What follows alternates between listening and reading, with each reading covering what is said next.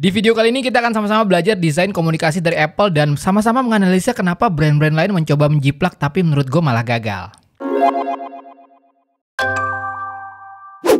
Di channel ini gue upload konten apapun yang gue suka, gadget, fotografi, desain, dan marketing. Suka dengan tema tersebut, subscribe dan nyalain lonceng notifikasi jadi nggak ketinggalan video berikutnya. Kayaknya kita semua udah tahu lah ya kalau produk-produk Apple emang keren. Tapi yang menurut gue juga keren dan sangat-sangat worth it buat dibahas lebih dalam adalah cara Apple melakukan desain komunikasinya. Mulai dari presentasi saat launchingnya, marketing campaign-nya, sampai di website dan landing page mereka. Dan kita akan bahas itu semua di video kali ini. Buat yang baru klik video ini dan datang ke channel ini, gue ucapkan welcome, selamat datang. Di channel ini gue membahas soal teknologi yang nggak melulu tentang unboxing atau review produk, namun gue tarik ke berbagai macam aspek seperti branding, marketing, desain, psikologi, bahkan filosofi. Mudah-mudahan bisa menjadi alternatif di antara channel-channel teknologi yang udah ada. Oke, kalau ngomongin desain komunikasi, ini memang topik yang gue excited banget buat jelasinnya. Kenapa? Well, mungkin karena gue udah menggelutinya selama kurang lebih 20 tahunan. Sebagai dari kalian mungkin udah tahu kalau kerjaan utama gue adalah sebagai seorang kreatif di sebuah advertising agency. Jadi kalau ngomongin ide kreatif, branding, marketing, dan communication design, ya memang udah makanan gue sehari-hari lah. Tapi buat kalian yang masih asing dengan dunia ini, tenang. Sebagaimana video-video lain di channel ini, gue akan berusaha buat menjelaskan semuanya dengan bahasa yang sederhana, konseptual, dan terstruktur. Oke, mari kita mulai. Pertama, apa itu desain komunikasi? Sebuah disiplin ilmu yang mengatur bagaimana cara berkomunikasi yang efektif. Tujuannya apa? Ya, namanya juga komunikasi. Pasti hal yang ingin dicapai adalah pesan yang tersampaikan. Elemen-elemen yang digunakan untuk menyampaikan pesan komunikasi ini dibagi menjadi dua. Dan kedua hal ini harus bersinergi untuk sebuah pesan yang efektif, yaitu visual dan copy. Visual adalah elemen grafisnya, sedangkan copy adalah elemen tulisannya. Oh, berarti lukisan atau karya seni visual lainnya itu termasuk desain komunikasi juga dong? No, beda. Bahkan kebalikannya. Gue jelasin sedikit. Saat seorang pelukis, fotografer, atau seniman visual lainnya menampilkan karya seninya, mereka tidak berusaha untuk berkomunikasi dengan penikmat seni. Mereka berekspresi. Dan para penikmat seni pun menginterpretasi karya mereka. Itu kenapa seni sangat subjektif, karena interpretasi setiap orang akan beda-beda. Nah, gap yang hilang antara ekspresi dan interpretasi itulah yang harus dibangun oleh para desainer komunikasi. Dan di sini serunya, sebuah desain komunikasi itu bukan karya seni dan pekerja kreatifnya bukan seniman. Ia harus berkomunikasi secara jelas sehingga yang melihat komunikasi tersebut tidak lagi berinterpretasi. Bingung? Gak apa-apa. Mari kita langsung lihat aja penerapannya seperti apa. Dan menariknya kita akan melihat contoh-contoh desain komunikasi yang bagus dari sebuah brand dan perusahaan teknologi yang mungkin secara image sebuah perusahaan teknologi itu harusnya kaku, penuh jargon-jargon teknis dan lain-lain. Oleh karena itu gue harus kembali mengeluarkan statement ini. Apple itu bukan perusahaan teknologi, tapi perusahaan desain. Dan sekarang kita akan lihat bagaimana mereka mengkomunikasikan produk-produknya. Oke, karena bahasan tentang desain komunikasi itu banyak banget aspeknya, tapi biar lebih fokus gue akan ambil beberapa contoh aja dari kampanye iklan-iklan mereka, presentasi keynote mereka, dan komunikasi produk-produk mereka. Yang pertama, mari kita lihat beberapa kampanye iklan mereka. 1984, kalau ngomongin iklan yang memorable dan konteksnya bukan cuma iklan Apple loh, tapi iklan ini menjadi salah satu iklan yang paling legendaris hingga sekarang. Apalagi kalau bukan iklan TV Macintosh yang berjudul 1984. Buat yang mau lihat lengkap iklannya seperti apa, nanti linknya akan gue sertakan di deskripsi. Gue akan ceritakan secara singkat aja dan konteksnya seperti apa. Ceritanya dulu deh. Di dalam iklan tersebut diperlihatkan sebuah dunia distopia di mana orang-orang terlihat sama, seragam, dan bergerak layaknya robot. Mereka semua duduk dan menatap layar besar di mana terlihat seorang bos atau pemimpin sedang berbicara tentang kehebatannya. Tiba-tiba seorang wanita dengan tampilan yang sama sekali berbeda dengan orang-orang tersebut masuk dan berlari sambil membawa palu besar lalu menghancurkan layar besar dengan palu tersebut. Kopi di akhir iklan berbunyi, "On January 24th, Apple Computer will introduce Macintosh and you'll see why 1984 won't be like 1984." Nah, kenapa iklan ini jadi legendaris? Karena berhasil mengkomunikasikan konteks persaingan bisnis komputer pada saat itu. Saat Apple mengeluarkan Macintosh di tahun 1984, produk PC dimonopoli oleh IBM. Baik kantor ataupun personal menggunakan komputer IBM. Dan ini yang disimbolkan sebagai orang-orang yang berseragam dan bergerak layaknya robot. Sedangkan leader atau big boss yang berbicara di sebuah layar besar tentang kehebatannya adalah simbolisasi dari IBM. Dan tentu aja seorang wanita dengan tampilan yang berbeda dan menghancurkan semuanya dengan palunya adalah representasi dari Apple dan Macintosh-nya. Melalui iklan tersebut, Apple berkomunikasi tentang Macintosh yang akan meruntuhkan dominasi dan monopoli dari IBM. Hasilnya, 1984 menjadi salah satu iklan yang paling legendaris sampai saat ini, dan kita semua tahu lah ya posisi IBM dan Apple sekarang seperti apa. iPod Silhouette. Oke, lanjut ke kampanye iklan dari Apple yang menurut gue menarik. Ini adalah kampanye iklan iPod di tahun 2003. Konsepnya pun simple, menampilkan siluet berbagai macam orang sedang menikmati menggunakan iPod di background yang colorful. Soundtrack yang dipakai di iklan ini pun menampilkan lagu-lagu dari musisi terkenal seperti U2, Jet, Coldplay, dan lain-lain. Dengan visual yang memadukan siluet dan warna-warna terang, sangat gampang sekali untuk iklan ini menjadi kampanye yang eye-catching dan ikonik. Namun yang menarik buat gue adalah strategi komunikasinya yang berani. Bayangin aja, selama iklan berlangsung, visual hanya menampilkan siluet orang yang sedang menikmati musik menggunakan iPod, tanpa berbicara sedikit pun tentang produknya. Baru di bagian akhir, ditutup dengan tagline yang nampol banget yaitu iPod, 1000 songs in your pocket. Kita bahas strategi komunikasinya dulu deh. Berbeda dengan iklan-iklan sebelumnya di mana yang ditampilkan adalah tentang produk dan kelebihan-kelebihannya bagi konsumen, produknya bisa melakukan ini dan itu, fiturnya banyak, sehingga konsumen mendapatkan alasan yang rasional untuk membelinya. Untuk kampanye iklan iPod ini, Apple ingin para konsumen buy the emotion yang bisa diberikan oleh iPod ini. Karena kalau ngomongin musik udah pasti berhubungan dengan emosi. Oleh karena itu sepanjang iklan hanya menampilkan karakter berupa siluet dengan tujuan agar penonton bisa fokus ke emosi yang ditampilkan siluet-siluet tersebut dan tidak terdistract oleh hal lain. Tampilan iPod pun tidak terlihat dominan karena fokusnya memang ke karakter siluetnya. Sementara deskripsi dan kelebihan produk baru ada di bagian akhir yang berbunyi iPod 1000 songs in your pocket. Sebuah kalimat yang singkat, jelas, dan padat. MacBook Air Envelope. Nah, iklan ini dari MacBook Air di tahun 2008. Di antara produk-produk kompetitor dengan desain yang tebal, besar, dan bulky, bagaimana cara mengkomunikasikan bahwa Apple meluncurkan MacBook yang sangat tipis? Gampang. Tampilin aja sebuah amplop surat dan pas dibuka ternyata di dalamnya adalah sebuah laptop. Ditutup dengan tagline, The World Thinnest Notebook.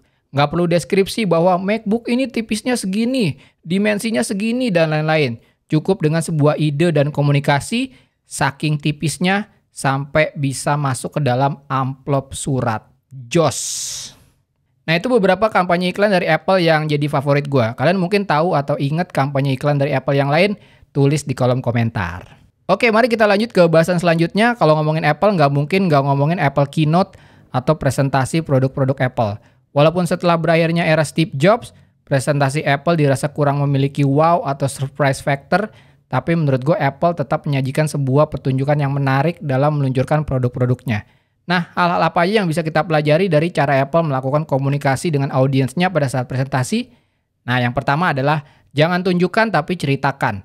Manusia itu suka bercerita dan suka mendengar cerita. Itu cara kita untuk memproses sebuah pesan dan berkomunikasi. Apple ngerti ini, dan Steve Jobs adalah storyteller yang sangat ulung. Dia bukan cuma menampilkan produk yang akan diluncurkan, namun membungkusnya dengan sebuah konsep yang bercerita. Gue kasih contoh. Pada saat iPhone diluncurkan, Steve Jobs membuka presentasi dengan kalimat, "This is a day I've been looking forward to for 2.5 years." Dan sebagai penonton, kalian pasti langsung ngerasa, wah, ini akan keren banget nih. Dan apakah setelah itu Steve Jobs langsung memperkenalkan iPhone-nya? Enggak. Dia terus build the story dengan bilang, "Every once in a while, a revolutionary product comes along that changes everything. In 1984, we introduced the Macintosh. It didn't just change Apple, it changed the whole computer industry. In 2001, we introduced the first iPod. And it didn't just change the way we all listen to music. It changed the entire music industry." Ini adalah cara Steve Jobs untuk membangun cerita. Dan pada saat akhirnya iPhone diluncurkan pun, ia mempresentasikannya dengan surprise factor. 3 things. A widescreen iPod with touch controls, a revolutionary mobile phone, and a breakthrough internet communications device. An iPod, a phone, and an internet communicator.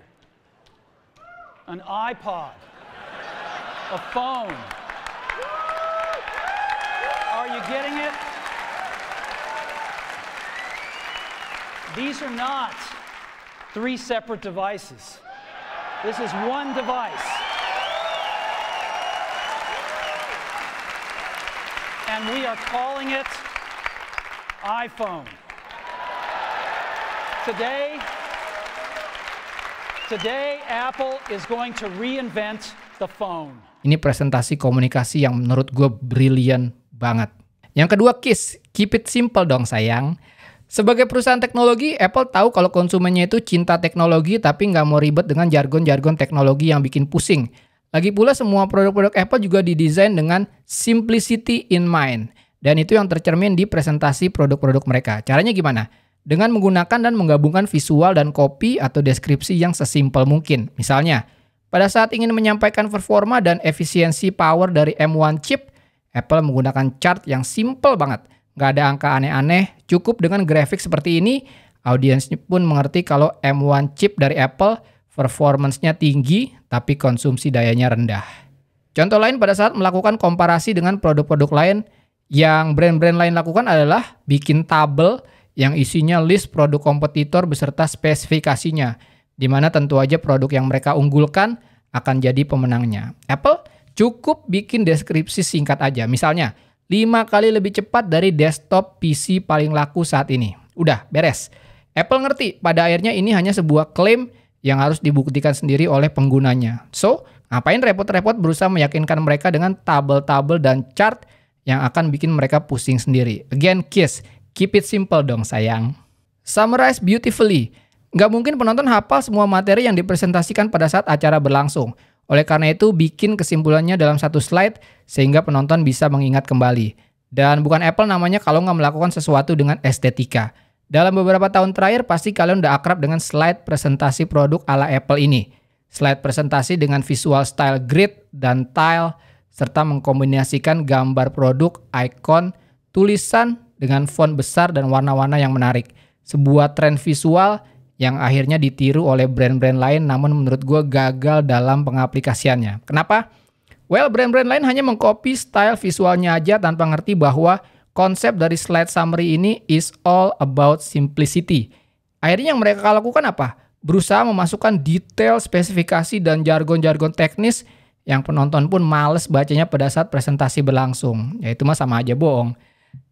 Oke, kita udah bahas kampanye iklan-iklannya Apple. Kita udah mengambil kesimpulan dari presentasi-presentasinya Apple.